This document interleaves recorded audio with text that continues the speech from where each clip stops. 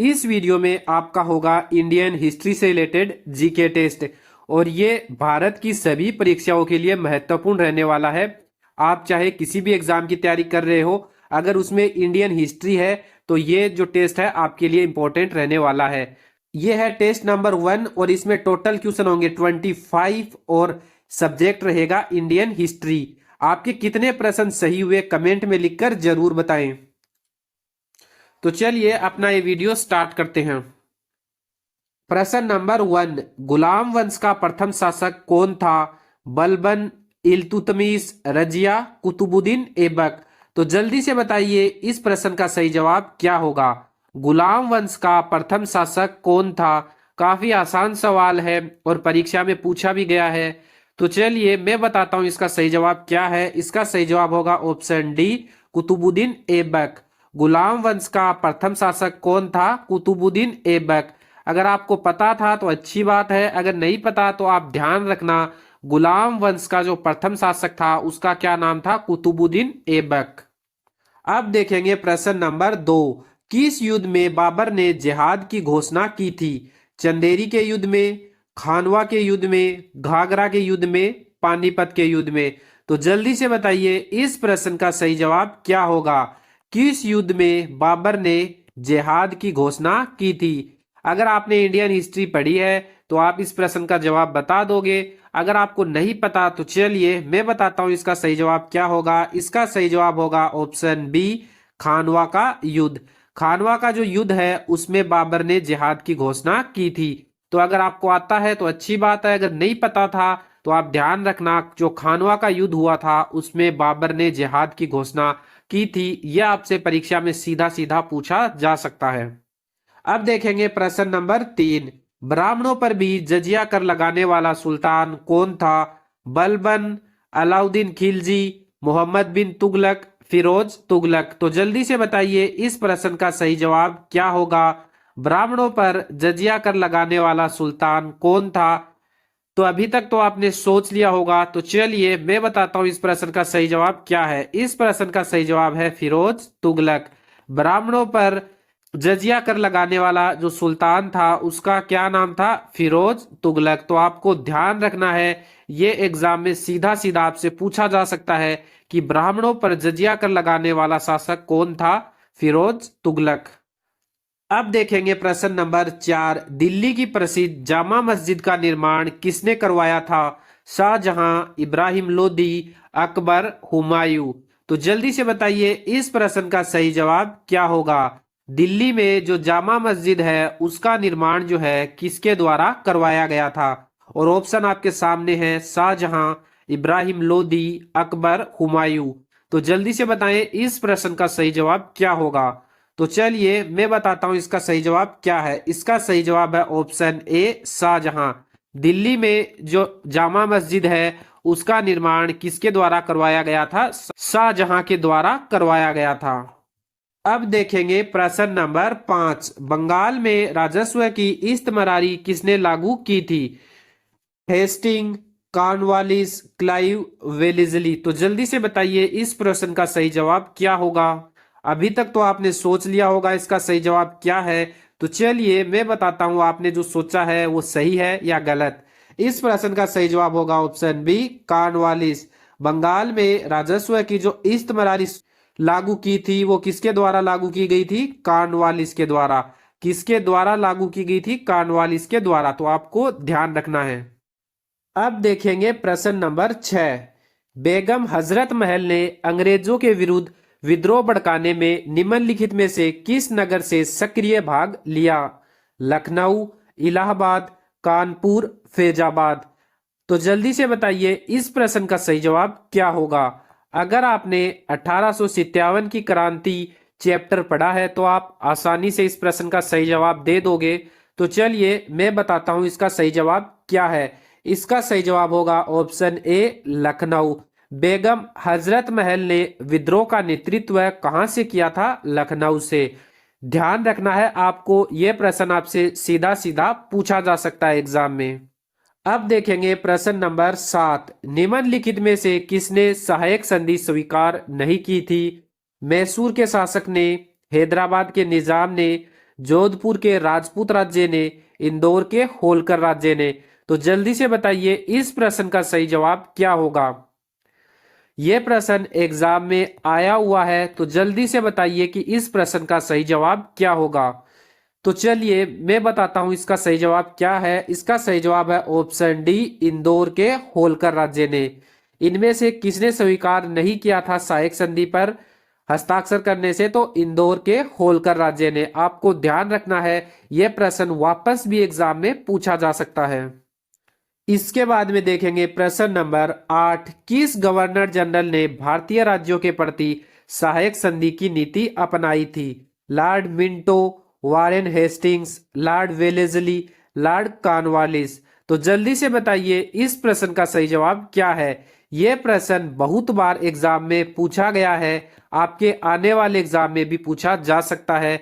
अगर आपको पता है तो इसका सही जवाब बताइए, अगर नहीं पता तो मैं बताता हूं इसका सही जवाब क्या है। इसका सही जवाब होगा ऑप्शन सी, लॉर्ड वेलेस्ली।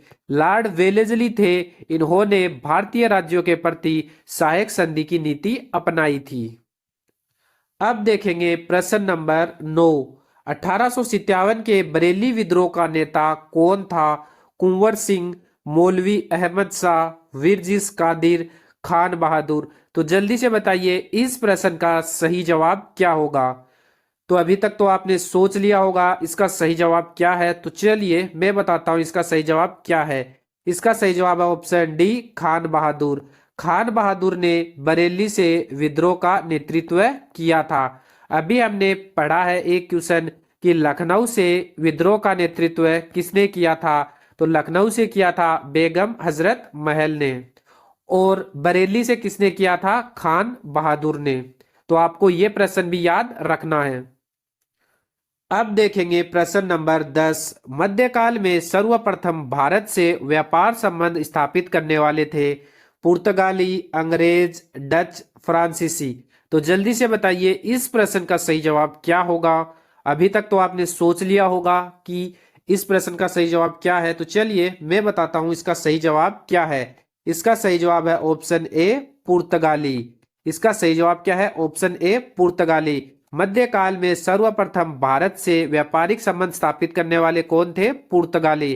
तो आपको इसको भी याद रखना है और साथ में आपको यह भी याद रखना है कि इन 10 प्रश्नों में आपके कितने सही हो चुके हैं। अभी हम 15 क्वेश्चन और पूछेंगे, उसके बाद में जितने भी आपके प्रश्न सही हुए वो कमेंट में लिखकर जरूर बताएं।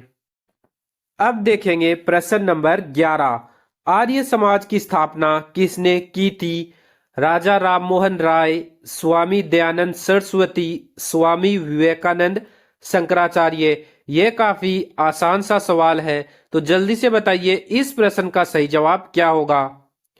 तो अभी तक तो आपने सोच लिया होगा इसका सही जवाब क्या है। तो चलिए मैं बताता हूं इसका सही जवाब क्या है। इसका सही जवाब है ऑप्शन बी, स्वामी दयानंद सरस्वती। आर्य समाज की स्थापना किसके द्वारा की गई थी? अगर आपको पता था तो अच्छी बात है, अगर नहीं पता तो ध्यान रखना, स्वामी दयानंद सरस्वती के द्वारा आर्य समाज की स्थापना की गई थी। ये काफी आसान सवाल है और काफी बार परीक्षा में पूछा गया है, तो आप इस प्रश्न को रट लो कि आर्य समाज की जो स्थापना है वो स्वामी दयानंद सरस्वती के द्वारा की गई थी। इसके बाद में है प्रश्न नंबर 12, लॉर्ड मैकाले शिक्षा पद्धति कब लागू हुई? 1809, 1815, 1835, 1830। तो जल्दी से बताइए इस प्रश्न का सही जवाब क्या होगा कि जो लॉर्ड मैकाले शिक्षा पद्धति है वो कब लागू हुई। तो अभी तक सोच लिया होगा आपने इसका सही जवाब। तो चलिए मैं बताता हूं इसका सही जवाब क्या है। इसका सही जवाब है 1835। ऑप्शन सी इसका सही जवाब होगा। लॉर्ड मैकाले शिक्षा पद्धति कब लागू हुई थी? 1835 में लागू हुई थी। तो आपको ध्यान रखना है लॉर्ड मैकाले पद्धति कब लागू हुई? 1835 में। इसके बाद में देखेंगे प्रश्न नंबर 13, सेलुलर जेल को अन्य किस नाम से भी जाना जाता था? बड़ी जेल, अंग्रेजी जेल, काला पानी, रूंगण जेल। तो जल्दी से बताइए इस प्रश्न का सही जवाब क्या होगा। ये भी बहुत आसान सा सवाल है, तो चलिए मैं बता देता हूं इसका सही जवाब क्या है। इसका सही जवाब होगा ऑप्शन सी, काला पानी। जो सेलुलर जेल है उसको किस नाम से जाना जाता था? काला पानी के नाम से भी जाना जाता था। इसके बाद में है प्रश्न नंबर 14, शेर पंजाब के नाम से कौन मशहूर था? उधम सिंह, लाला लाजपत राय, फिरोज शाह मेहता, भगत सिंह। तो जल्दी से बताइए इस प्रश्न का सही जवाब क्या होगा। तो अभी तक तो आपने सोच लिया होगा इसका सही जवाब क्या है। तो चलिए मैं बताता हूं आपने जो सोचा है वो सही है या गलत है। इस प्रश्न का सही जवाब है ऑप्शन बी, लाला लाजपत राय। लाला लाजपत राय को क्या बोला जाता था? शेरे पंजाब। लाला लाजपत राय को क्या बोला जाता था?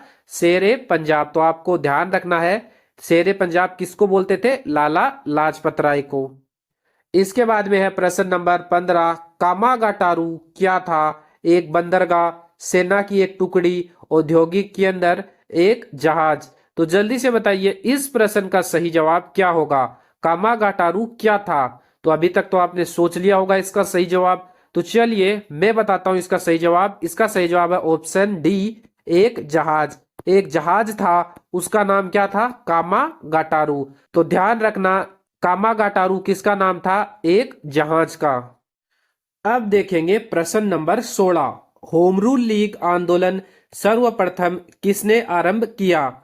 बाल गंगाधर तिलक, एनी बेसेंट, सुरेंद्रनाथ बनर्जी, सरोजनी नायडू। तो जल्दी से बताइए इस प्रश्न का सही जवाब क्या होगा। तो अभी तक तो आपने सोच लिया होगा कि इसका सही जवाब क्या है। तो चलिए मैं बताता हूं इसका सही जवाब क्या है। इसका सही जवाब ऑप्शन बी है। सर्वप्रथम होम रूल लीग आंदोलन जो है वो किसके द्वारा प्रारंभ किया गया? एनी बेसेंट के द्वारा। तो आपको ध्यान रखना है, होम रूल लीग आंदोलन सर्वप्रथम किसके द्वारा प्रारंभ किया गया? एनी बेसेंट के द्वारा। इसके बाद में देखेंगे प्रश्न नंबर 17, दांडी यात्रा के साथ निम्नलिखित में से क्या प्रारंभ हुआ? सविनय अवज्ञा आंदोलन, भारत छोड़ो आंदोलन, होम रूल आंदोलन, असहयोग आंदोलन। तो जल्दी से बताइए इस प्रश्न का सही जवाब क्या होगा। यह प्रश्न भी काफी बार एग्जाम में पूछा गया है। तो जल्दी से बताइए कि इस प्रश्न का सही जवाब क्या है। तो चलिए मैं बताता हूं इसका सही जवाब। इसका सही जवाब होगा ऑप्शन ए, सविनय अवज्ञा आंदोलन। दांडी यात्रा के साथ क्या स्टार्ट हुआ था? सविनय अवज्ञा आंदोलन। तो आपको ध्यान रखना है, दांडी यात्रा के साथ सविनय अवज्ञा आंदोलन प्रारंभ हुआ था। इसके बाद में है प्रश्न नंबर 18, खिलाफत आंदोलन को समर्थन किसके द्वारा दिया गया था? करजन ने, ह्यूम ने, सर सैयद ने, गांधी जी ने। तो जल्दी से बताइए इस प्रश्न का सही जवाब क्या होगा। खिलाफत आंदोलन को समर्थन किसके द्वारा दिया गया था? तो चलिए मैं बताता हूं इसका सही जवाब क्या है। इसका सही जवाब है गांधी जी। खिलाफत आंदोलन को समर्थन गांधी जी के द्वारा दिया गया था। अब देखेंगे प्रश्न नंबर 19, इनमें से कौन सी घटना सबसे पहले हुई थी? खेड़ा सत्याग्रह, चंपारण सत्याग्रह, असहयोग आंदोलन, सविनय अवज्ञा आंदोलन। तो जल्दी से बताइए इस प्रश्न का सही जवाब क्या होगा। इस टाइप के प्रश्न एग्जाम में बहुत बार पूछे जाते हैं, तो आपको इन प्रश्नों को अच्छे से देखना है। तो चलिए मैं बताता हूं इसका सही जवाब क्या है। इसका सही जवाब होगा ऑप्शन बी, चंपारण सत्याग्रह। चंपारण सत्याग्रह हुआ था 1917 में, खेड़ा सत्याग्रह हुआ था 1918 में, असहयोग आंदोलन हुआ था 1920 में और सविनय अवज्ञा आंदोलन हुआ था 1930 में। तो आपको इन सब का डेट जो है याद रखनी है। इस टाइप के क्वेश्चन जो है एग्जाम में बहुत बार पूछे जाते हैं। अब देखेंगे प्रश्न नंबर 20, अभिनव भारत से कौन संबंधित है? बाल गंगाधर तिलक, सुभाष चंद्र बोस, CR दास और VD सावरकर। तो जल्दी से बताइए इस प्रश्न का सही जवाब क्या होगा। तो अभी तक तो आपने सोच लिया होगा इसका सही जवाब क्या है। तो चलिए मैं बताता हूं इसका सही जवाब। इसका सही जवाब होगा ऑप्शन डी, VD सावरकर। अभिनव भारत से कौन संबंधित है? VD सावरकर। तो आपको ध्यान रखना है, इस प्रश्न का सही जवाब VD सावरकर होगा।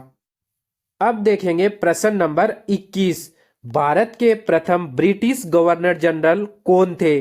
Canning, Hastings, Clive, Dalhousie. तो जल्दी से बताइए इस प्रश्न का सही जवाब क्या होगा।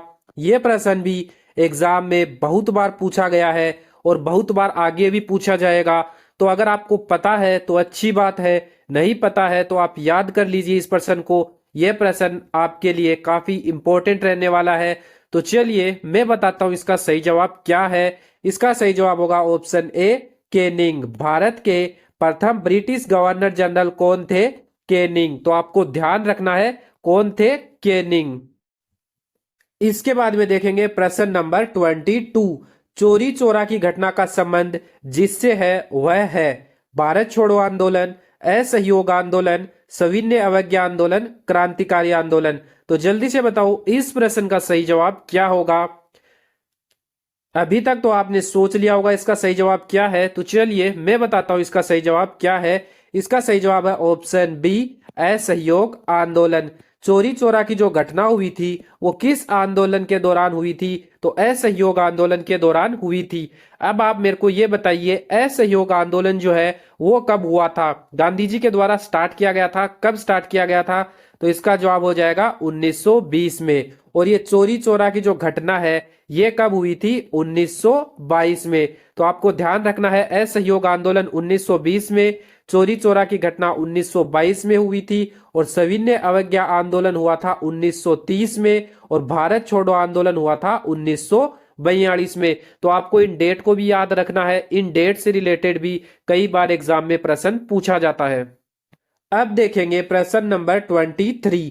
सती प्रथा का बहिष्कार किया गया था 1831 में, 1830 में, 1829 में, 1828 में। तो जल्दी से बताइए इस प्रश्न का सही जवाब क्या होगा। तो अभी तक तो आपने सोच लिया इसका सही जवाब क्या है।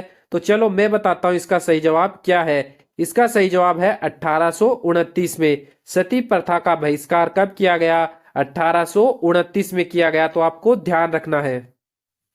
इसके बाद में है प्रश्न नंबर 24। भारत में विकेंद्रीकरण का शुभारंभ किसके समय में हुआ था? Lord Ripon, Lord Dufferin, Lord Mayo, Lord Lytton. तो जल्दी से बताइए इस प्रश्न का सही जवाब क्या होगा।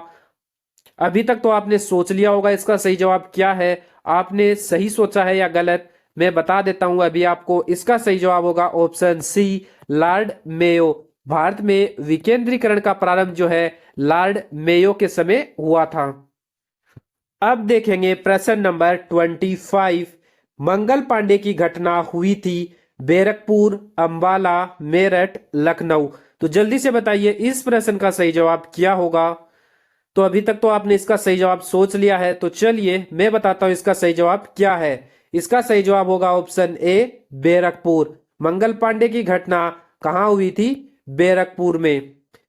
तो इस वीडियो में हमने आपसे पूछे हैं 25 इंडियन हिस्ट्री से रिलेटेड क्वेश्चन। तो आप कमेंट करके जरूर बताना कि इन 25 प्रश्न में से आपके कितने प्रश्न सही हुए हैं। अगर आपको ये वीडियो अच्छा लगा है तो वीडियो को लाइक करें, और इस तरह के वीडियो देखने के लिए चैनल को सब्सक्राइब भी करें।